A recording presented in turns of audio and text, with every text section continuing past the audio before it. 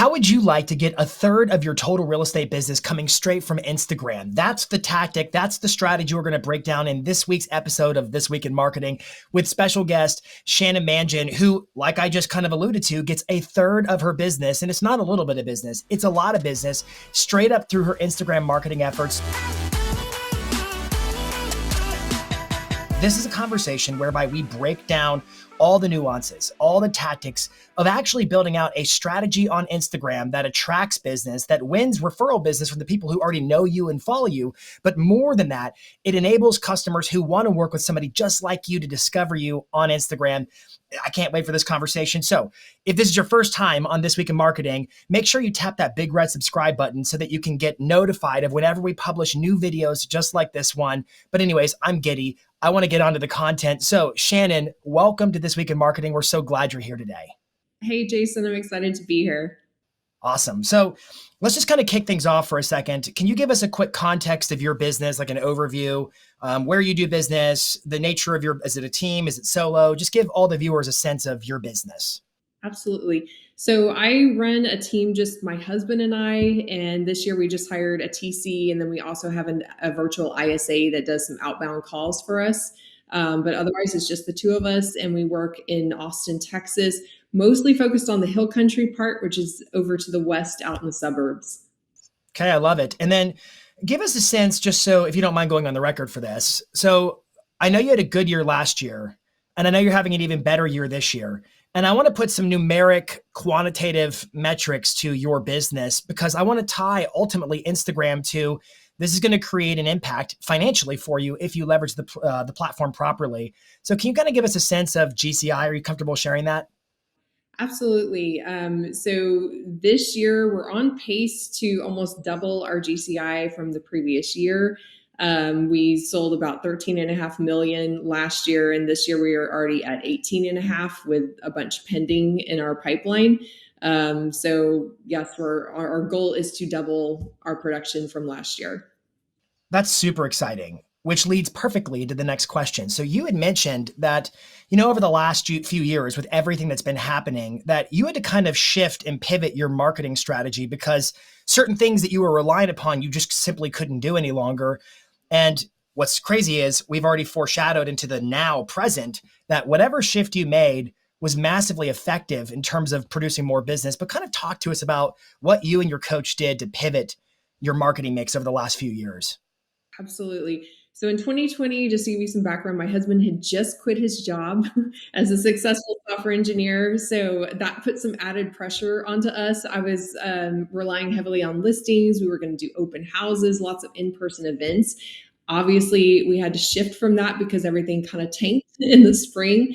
And my coach at the time was just kind of pushing us forward to stay positive. And she said, focus on skills you can build if the business is down. And as soon as everything gets back to normal, which we thought was going to be a couple of weeks, she's like, you'll at least have built some skills. So I was trying to really find a way of just talking to people since we couldn't do the open houses, couldn't see people face to face. So I decided to go in on video.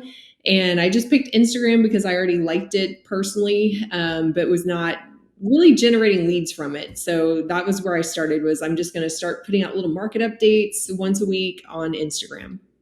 And so specifically, you mentioned video too. So was it a video first Instagram strategy? I had been posting to Instagram, but it was mostly like just sold, just listed with random pictures of food I ate, my dogs, just personal stuff. And that was kind of what I was seeing other agents do. So I listened to Tom, who just said you need to be the voice of reason and your voice needs to be louder and cut through the noise. So I started off just putting out market updates, which looking back were so horrible. Bad lighting, my husband holding the camera, and this was before Reels came out. So I was just doing like once a week, just putting a video out there. But just by doing that, it did boost my engagement. I noticed I started getting more comments, likes, and interaction from my followers. And so I decided just to okay, there's something to this. And when Reels came out later in 2020, that's where I kind of found my groove because they were more my style, and I could have fun with it. And so once I really started doing the short form video, that's where I started seeing a change in my business. All right, so talk to us just high level today. How would you describe to us your Instagram strategy? The biggest thing that helped me with the transformation of going from like posting to what I call prospecting was, number one, you have to have a clear audience, which I did not have before. I was just, I serve Austin and I was posting random stuff, getting ideas from other agents. And so I really had to think, like, who is my ideal client? And for us, it's someone that is already a homeowner out in the hill country, in the suburbs, that's looking to upsize or downsize. Once I had that in mind, then every piece of content I create, pretty much every post, is thinking of that person in mind. Like, what did they need to hear about? And so I'll start, my videos. Okay, do you need to upsize your home, but you're not sure where you're going to go, or you want to move, but you don't want to move twice? You want to sell, but you're scared of getting into a bidding war when you buy. So I just talk directly to someone as if they're already a homeowner, but they need to make this transition. And because of that, I can honestly say we've attracted more people that are our ideal client. We've gotten into a little bit higher price points, which has also helped our business. And I'm doing less running around all over Austin, and I'm kind of staying more focused in our niche area, which has been super helpful. So I want to go deeper on this idea of defining your audience, your ideal avatar customer up front, Yeah. because I 100% am behind you. That is mission critical to doing any kind of marketing, Instagram or whatever. What would you say to the new agent who's watching? They're brand new.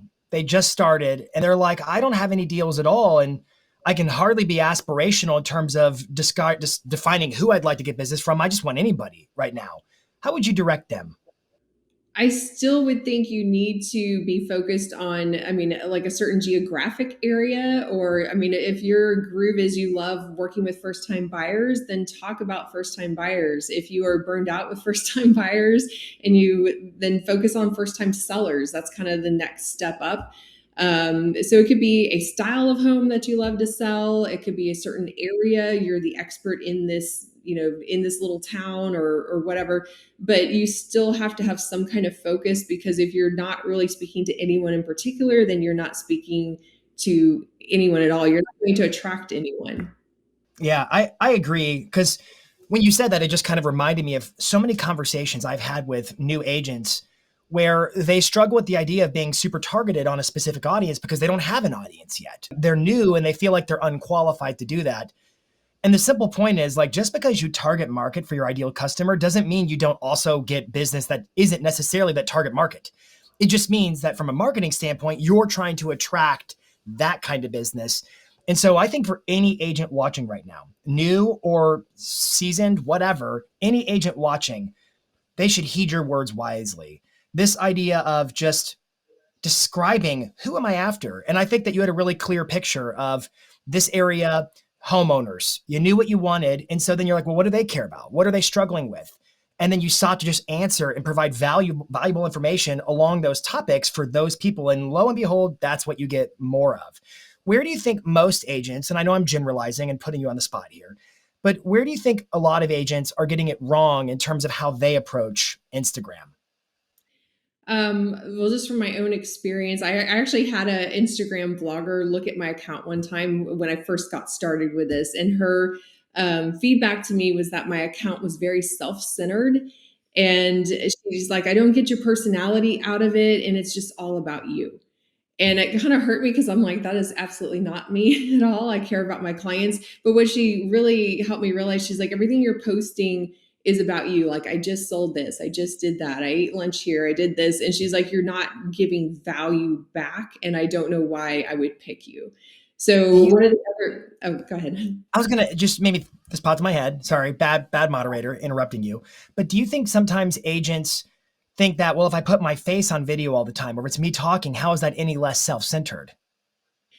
because it's the message you're delivering. And so one of the big strategies that I've also learned is huge is to not post status updates, but to post content. There's a huge difference. A status update is, like, oh, here I'm out at a winery enjoying a glass of wine because we have a whole bunch of wineries out there. But I could still post that because my niche is the hill country. So I could post, are you, looking for a fun getaway this weekend? I could do a quick video about a winery, tag the winery in there, give tips for the person that wants to go out and do the same thing. So it's changing a status update of just look at me having fun on the weekend to here's something fun you can do on the weekend. Here's what we liked about it. And, you're just sharing something. The other huge thing is I quit posting for the most part. I'll still post some, pictures of properties, but I quit doing just sold. And I'm trying to take all of my just solds and turn them into stories about my clients to kind Not of like Instagram stories, but actually a story told. Yes, yes. So I'm trying to capture more testimonials at the closing table. Celebration, I call them like celebration videos with music and everything, just capturing the emotion of what it was like for them to get their home. I could come from a data perspective, market perspective, and talk about, the challenge that this particular seller had, but what we did to overcome it. So that way I'm kind of giving some market data, a little bit of our strategies, but I'm not just saying just sold. It's putting that context, and that way it makes it relatable and maybe inspirational for someone else that wants to do the same. Now, inquiring minds may be curious, how much time are you spending on actually producing this content for Instagram? I probably spend about 1 to 2 hours a day on Instagram, but that includes a lot of things because that includes, interacting with clients, messaging people. For a typical reel, if it's a short, simple reel, I can probably create one of those in about 10-15 minutes. And then I just have to do the editing and caption part later. And something that's helped me is also to try to um, like knock out two birds with one stone. So as I look ahead at my week and on my calendar, I'm looking for where are opportunities where I can shoot and capture some video while I'm already out working with clients. So if it's a closing, I'm going to put in there, ask for a testimonial. Now that I've done some, I send it to the client so they're kind of prepared, like, hey, while I'm at closing, I'm going to ask you a couple of questions. And, that way they're on board with it, and it just makes it go a lot smoother.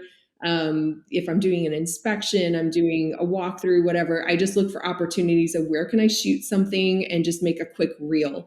And all it takes is me showing up maybe 5 minutes, 10 minutes ahead of time. So I have, a little bit of space to myself, and then I can just shoot that video, capture it, and then it's good to go. So this all ties back to the very thing you said from the get-go, which is how do I get my face and my voice in front of people? How do I speak to my audience and my book of business in my local marketplace?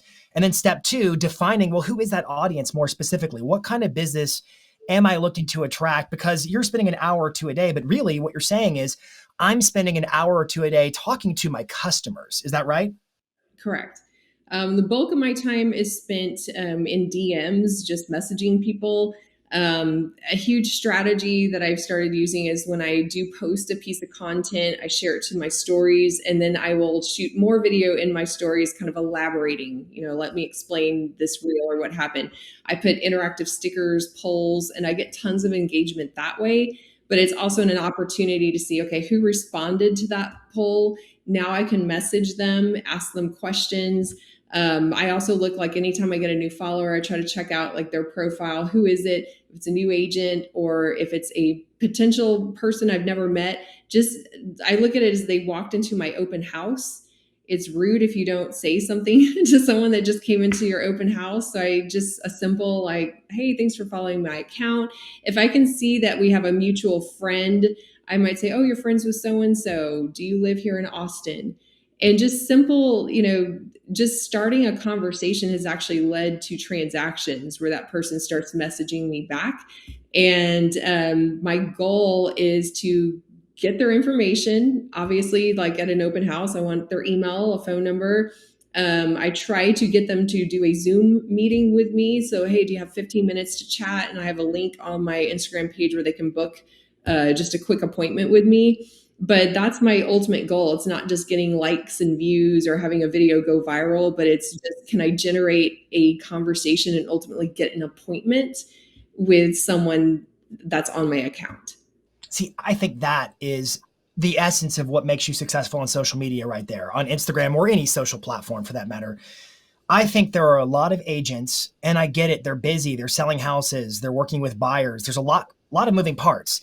And sometimes social media can be this annoyance where it's like, oh my gosh, it's another thing I've got to go do. Now I've got to do this and I got to do that. But they feel like they have to do it. There's almost like this compulsory, I have to do it or else I'm a dinosaur or I'm behind or I'm not leveraging the low hanging fruit in terms of marketing channels. So they tend to just kind of have this mentality, and I'm being a little bit negative, but I'm just trying to make a point. They tend to be like, let me just check the box and say, I got it done. There, I posted, it's done. Oh my gosh, just listed, just sold, which I have no qualms with just listed or just sold if it's done in a meaningful value add kind of way. That's the bottom, like, which is what you were saying. But I think a lot of agents it's just a chore. Let me just check this off the list and say I got it done, but not with you. With you, it's okay. First comes the view, then comes the like, then comes the DM, then comes the appointment. And this is all about how do I create conversation with these people, whether they're strangers or not. How do I make them everybody who knows me and I know them and I add value to their lives? And how do I use Instagram as a conduit to eliciting and sparking those dialogues that lead to appointments? That to me is the secret sauce of your Instagram success. I could say the content's great. Like I watch your content. You're funny, you're clever, you're informative and insightful in terms of how you, like you talked about your market updates, but you also do a lot of great like lip syncing trends and things like that. You are a dynamic content creator, but that's not what really does it, is it? That's how you open the door, but it's the DMs you're saying. Right. I mean, that's the point of any marketing. If you send out postcards, but no one ever calls you or anything, then it's just you've wasted that time and money. So the same thing, just posting a bunch of videos. It's that first step of, do you know who you're talking to? Because no one's listening if you're not talking to anyone. Then when they're listening, are you asking them questions? And it could just be a simple, just liking something on their page. If it's a friend of mine, if they like something, I will go and check out their page, like something, and then just like, oh hey, I saw you went on that trip, how was it? It's just normal conversations that you would have in real life. And so that's the key in this business, is just talking to people. I think I get it now. I think I get why they call it a social network. I'm just teasing, of course, but it's totally about networking with individuals. That's why it is what it is. Speaking of social networks, closing question for you. What are some of the trends in the marketing social media context that you're looking at and you're leaning into here in 2022, moving into 2023?